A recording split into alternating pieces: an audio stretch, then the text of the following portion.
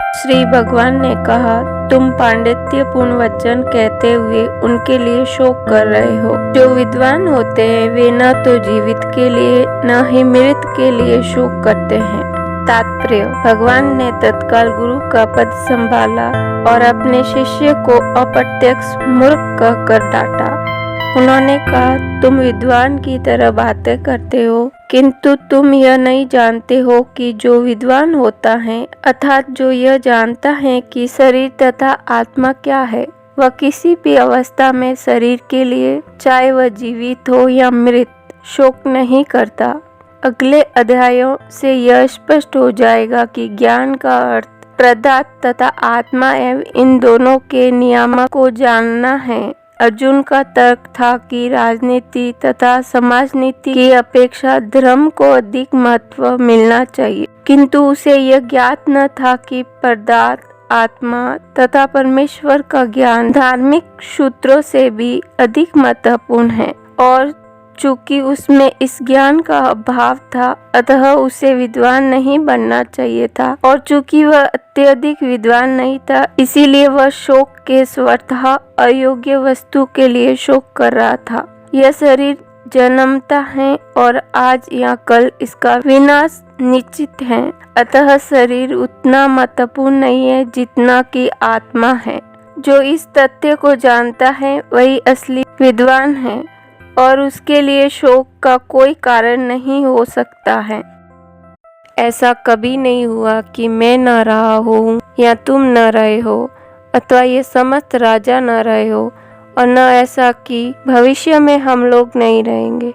तात्पर्य: वेदों में, कठोपनिषद में तथा श्वेताश्वतर उपनिषद में भी कहा गया है कि जो श्री भगवान असंख्य जीवों के कर्म तथा कर्म फल के अनुसार उनकी अपनी अपनी परिस्थितियों में पालक हैं, वही भगवान अंश रूप में हर जीव के हृदय में वास कर रहे हैं। केवल साधु पुरुष जो एक ही ईश्वर को भीतर बाहर देख सकते हैं, पूर्ण एवं शाश्वत शांति प्राप्त कर पाते हैं। जो वैदिक ज्ञान अर्जुन को प्रदान किया गया, वही विश्व के उन समस्त पुरुषों को प्रदान किया जाता है जो विद्वान होने का दावा करते हैं, किंतु जिनकी ज्ञान राशि न्यून है। भगवान यह स्पष्ट कहते हैं कि वे स्वयं अर्जुन तथा युद्ध भूमि में एक त्रसारे राजा शाश्वत प्राणी हैं, और इन जीवों की बद्ध तथा मुक्त अवस्थाओं में भगवान एकमात्र उनके पालक हैं। भगवान परम पुरुष हैं तथा भगवान का सिर सगी अर्जुन एवं वहाँ पर एकत्रित सारे राजागण शाश्वत पुरुष हैं। ऐसा नहीं है कि ये भूतकाल प्राणियों के रूप में अलग अलग उपस्थित नहीं थे, और ऐसा भी नहीं है कि ये शाश्वत पुरुष बने रहेंगे। उनका अस्तित्व भूतकाल में था और भविष्य में भी निर्बोध रूप से बना रहेगा, अतः किसी के लिए शोक करने की कोई बात नहीं है। यह मायावादी सिद्धांत की मुक्ति के बाद आत्मा माया के आवरण से प्रकट होकर निराकार ब्रह्मा में लीन हो जाएगा और अपना अस्तित्व खो देगा। यहाँ पर परम अधिकारी भगवान कृष्ण द्वारा पुष्ट नहीं हो पाता, न ही इस सिद्धांत का समर्थन हो पाता है कि बद्ध अवस्था में ही हम अस्तित्व का चिंतन करते हैं। यहाँ पर भगवान स्पष्ट कहते हैं कि भगवान तथा अन्यों का अस्तित्व भविष्य में भी अक्षुण्ण रहेगा, जिनकी पुष्टि उपनिषदों द्वारा भी होती है। कृष्ण का यह कथन प्रामाणिक है, क्योंकि कृष्ण मायावश्य नहीं है। यदि अस्तित्व तथ्य न होता तो फिर कृष्ण इतना बल क्यों देते, और वह भी भविष्य के लिए मायावादी यह तर्क कर सकते हैं कि कृष्ण द्वारा कथित अस्तित्व आध्यात्मिक न होकर भौतिक है। यदि हम इस तर्क को कि अस्तित्व भौतिक होता है स्वीकार कर भी ले, तो फिर कोई कृष्ण के अस्तित्व को किस प्रकार पहचानेगा। कृष्ण भूतकाल में भी अपने अस्तित्व की पुष्टि करते हैं और भविष्य में भी अपने अस्तित्व की पुष्टि करते हैं। उन्होंने अपने अस्तित्व की पुष्टि कई प्रकार से की है और निराकार ब्रह्मा उनके अधीन घोषित किया जा चुका है। कृष्ण सदा सर्वदा अपना अस्तित्व बनाए रहे हैं। यदि उन्हें सामान्य चेतना वाले सामान्य व्यक्ति के रूप में माना जाता है, तो प्रामाणिक शास्त्र के रूप में उनकी भगवत गीता की कोई महत्ता नहीं होगी। एक सामान्य व्यक्ति मनुष्य के 4 अवगुणों के कारण श्रवण करने योग्य शिक्षा देने में असमर्थ रहता है। गीता ऐसे साहित्य से ऊपर है, कोई भी संसारिक ग्रंथ गीता की तुलना नहीं कर सकता। श्री कृष्ण को सामान्य व्यक्ति मान लेने पर गीता की सारी महत्ता जाती रहती है। मायावादियों का तर्क है कि इस श्लोक में वर्णित देह लौकिक है और शरीर के लिए प्रयुक्त हुआ है, किंतु इसके पहले वाले श्लोक में ऐसी अध्यात्म बुद्धि की निंदा की गई है। एक बार जीवों की अध्यात्म बुद्धि की निंदा करने के बाद यह कैसे संभव है कि कृष्ण पुनः शरीर पर उसी वक्तव्य को दोहराते। अतः यह अस्तित्व आध्यात्मिक आधार पर स्थापित है और इसकी पुष्टि रामानुजाचार्य तथा अन्य आचार्यों ने भी की है। गीता में कई स्थलों पर उनका उल्लेख है कि यह आध्यात्मिक अस्तित्व केवल भगवदत्तों द्वारा ज्ञेय है।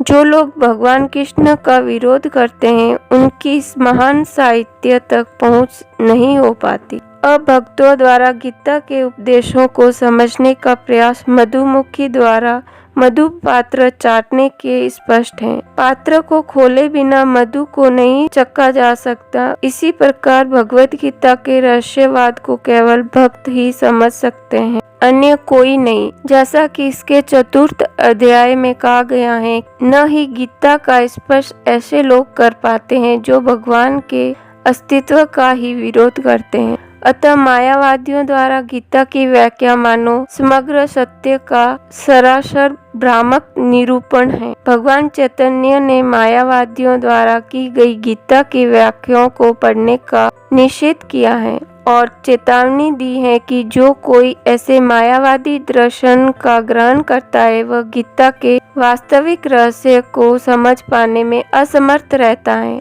यदि अस्तित्व का अभिप्राय अनुभवगम्य ब्राह्मण से है तो भगवान द्वारा उपदेश देने की कोई आवश्यकता नहीं थी। आत्मा तथा परमात्मा का द्वैत शाश्वत तथ्य है और इसकी पुष्टि वेदों द्वारा होती है, जैसा कि ऊपर कहा जा चुका है।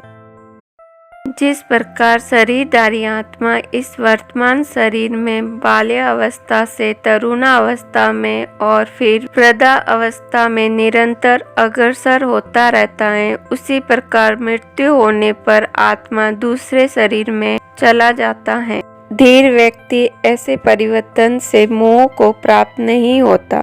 तात्पर्य: प्रत्येक जीव एक व्यष्टि आत्मा है। वह प्रतिक्षण अपना शरीर बदलता रहता है, कभी बालक के रूप में, कभी युवा तथा कभी वृद्ध पुरुष के रूप में, तो भी आत्मा वही रहता है, उसमें कोई परिवर्तन नहीं होता। यह व्यष्टि आत्मा मृत्यु होने पर अंततोगत्वा एक शरीर बदल कर दूसरे शरीर में देहांतरण कर जाता है और चूंकि अगले जन्म में इसको शरीर मिलना अवश्यंभावी है, चाहे वह शरीर आध्यात्मिक हो या भौतिक। अर्जुन के लिए न तो भीष्म न ही द्रोण के लिए शोक करने का कोई कारण था, अपितु उसे प्रसन्न होना चाहिए था कि वे अपने पुराने शरीरों को बदलकर नए शरीर ग्रहण करेंगे और इस तरह वे नई शक्ति प्राप्त करेंगे। ऐसे शरीर परिवर्तन से जीवन में कई किए कर्म के अनुसार नाना प्रकार के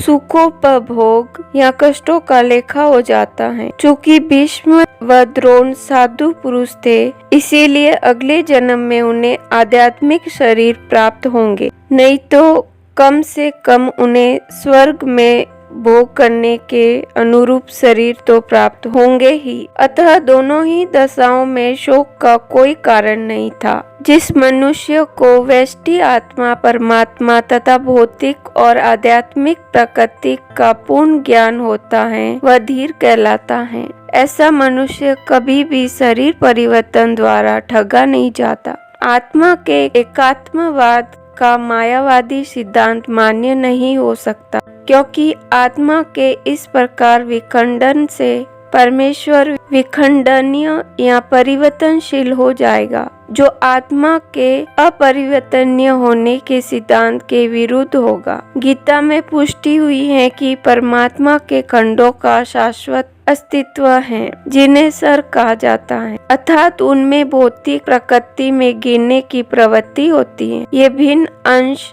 नित्य भिन्न रहते हैं, यहाँ तक कि मुक्ति के बाद भी व्यष्टि आत्मा जैसे का तैसा भिन्न अंश बना रहता है, किंतु एक बार मुक्त होने पर वह श्री भगवान के साथ सच्चिदानंद रूप में रहता है। परमात्मा पर प्रतिबिंबवाद का सिद्धांत व्याहत किया जा सकता है। जो प्रत्येक शरीर में विद्यमान रहता है वह व्यष्टि जीव से भिन्न होता है। जब आकाश का प्रतिबिंब जल में पड़ता है तो प्रतिबिंब में सूर्य, चंद्र तथा तारे सभी कुछ रहते हैं। तारों की तुलना जीवों से तथा सूर्य या चंद्र की परमेश्वर से की जा सकती है। व्यष्टि अंश आत्मा को अर्जुन के रूप में और परमात्मा को श्री भगवान के रूप में प्रदर्शित किया जाता है, जैसा कि चतुर्थ अध्याय के प्रारंभ में स्पष्ट है। वे एक ही स्तर पर नहीं होते। यदि अर्जुन कृष्ण के समान स्तर पर हो और कृष्ण अर्जुन के श्रेष्ठ स्तर न हो तो उपदेशक तथा उपदिष्ट का संबंध अर्थहीन होगा। यदि ये दोनों माया द्वारा मोहित होते हैं तो एक को उपदेशक तथा दूसरे को उपदिष्ट होने की कोई आवश्यकता नहीं है। ऐसा उपदेश व्यर्थ होगा, क्योंकि माया के चंगुल में रहकर कोई भी प्रामाणिक उपदेशक नहीं बन सकता। ऐसी परिस्थितियों में यह मान लिया जाता है कि भगवान कृष्ण परमेश्वर हैं, जो पद में माया द्वारा विस्मृत अर्जुन रूपी जीव से श्रेष्ठ है। हे कुंती पुत्र, सुख तथा दुख का क्षणिक उदय तथा काल क्रम उनका अंतर्धान होना सर्दी तथा गर्मी की ऋतुओं के आने जाने के समान है। हे भरतवंशी, वे इंद्रिय बोध से उत्पन्न होते हैं और मनुष्य को चाहिए कि अविचल भाव से उनको सहन करना सीखे। तात्पर्य: कर्तव्य निर्वाह करते हुए मनुष्य को सुख तथा दुख के क्षणिक आने जाने को सहन करने का अभ्यास करना चाहिए। वैदिक आदेशानुसार मनुष्य को माघ के मास में भी प्रातः काल स्नान करना चाहिए। उस समय अत्यधिक ठंड पड़ती है, किंतु जो धार्मिक नियमों का पालन करने वाला है वह स्नान करने में तनिक भी झिझकता नहीं है। इसी प्रकार एक गृहिणी भीषण से भीषण गर्मी की ऋतु में भोजन पकाने में हिचकती नहीं। जलवायु संबंधी असुविधाएं होते हुए भी मनुष्य को अपना कर्तव्य निभाना होता है। इसी प्रकार युद्ध करना क्षत्रिय का धर्म है, अतः उसे अपने किसी मित्र या परिजन से भी युद्ध करना पड़े तो उसे अपने धर्म से विचलित नहीं होना चाहिए। मनुष्य को ज्ञान प्राप्त करने के लिए धर्म के विधि विधान का पालन करने होते हैं, क्योंकि ज्ञान तथा भक्ति से ही मनुष्य अपने आप को माया के बंधन से छुड़ा सकता है। अर्जुन को जिन दो नामों से संबोधित किया गया है वे भी महत्वपूर्ण हैं। कौन्तेय कहकर संबोधित करने से यह प्रकट होता है कि वह अपनी माता की ओर से संबंधित है, और भारत कहने से उसके पिता की ओर से संबंध प्रकट होता है। दोनों ओर से उसको महान विरासत प्राप्त होने के फल स्वरूप कर्तव्य निर्वाह का उत्तरदायित्व आ पड़ता है। अतः अर्जुन युद्ध से विमुख नहीं हो सकता। हे पुरुष श्रेष्ठ, जो पुरुष सुख तथा दुख में विचलित नहीं होता और इन दोनों में समभाव रखता है वह निश्चित रूप से मुक्ति के योग्य है। तात्पर्य: जो व्यक्ति आत्म साक्षात्कार की उच्च अवस्था को प्राप्त करने के लिए दृढ़ प्रतिज्ञ है और सुख तथा दुख के प्रहारों को संभाव से सह सकता है वह अवश्य ही मुक्ति के योग्य है। वर्णाश्रम धर्म में चौथी अवस्था अर्थात संन्यास आश्रम कष्ट साध्य अवस्था है, किंतु जो अपने जीवन को सचमुच पूर्ण बनाना चाहता है वह समस्त कठिनाइयों के होते हुए भी संन्यास आश्रम अवश्य ग्रहण करता है। ये कठिनाइयाँ पारिवारिक संबंध विच्छेद करने तथा पत्नी और संतान से संबंध तोड़ने के कारण उत्पन्न होती हैं, किंतु यदि कोई इन कठिनाइयों को सह लेता है तो उसके आत्म साक्षात्कार का पथ निष्कष्टक हो जाता है। अतः अर्जुन को क्षत्रिय धर्म निर्वाह में दृढ़ रहने के लिए कहा जा रहा है। भले ही सर्वजनों या अन्य प्रिय व्यक्तियों के साथ युद्ध करना कितना ही दुष्कर क्यों न हो। भगवान चैतन्य ने 24 वर्ष की अवस्था में ही संन्यास ग्रहण कर लिया था। यद्यपि उन पर आश्रित उनकी तरुण पत्नी तथा वृद्धा माँ की देखभाल करने वाला अन्य कोई न था, तो भी उच्चादर्श के लिए उन्होंने संन्यास ग्रहण किया और अपने कर्तव्य पालन में स्थिर बने रहे। भव बंधन से मुक्ति पाने का यही एकमात्र उपाय है।